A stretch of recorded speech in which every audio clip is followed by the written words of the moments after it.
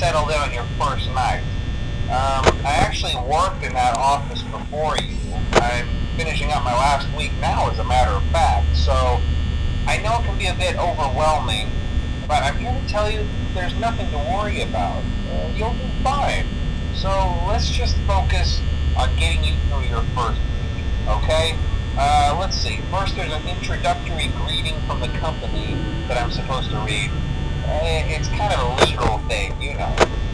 Welcome to Freddys' Pizza, a magical place for kids and grown-ups alike, where fantasy and fun come to life.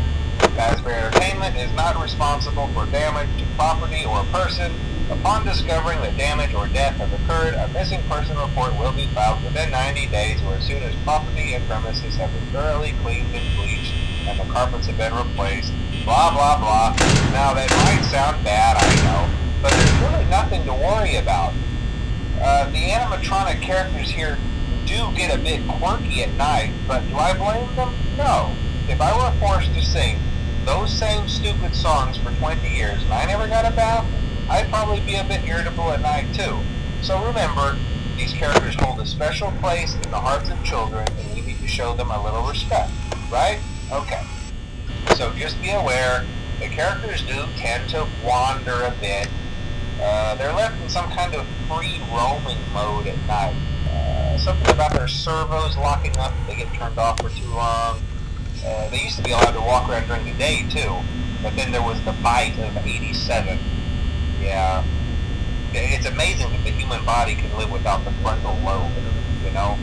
Now, concerning your safety, the only real risk to you as a night watchman here, if any, is the fact that these characters, if they happen to see you after hours, probably won't recognize you as a person. They'll most likely see you as a metal endoskeleton without its costume on. Now, since that's against the rules here at Freddy Fazbear's Pizza, they'll probably try to forcefully stuff you inside a Freddy Fazbear suit.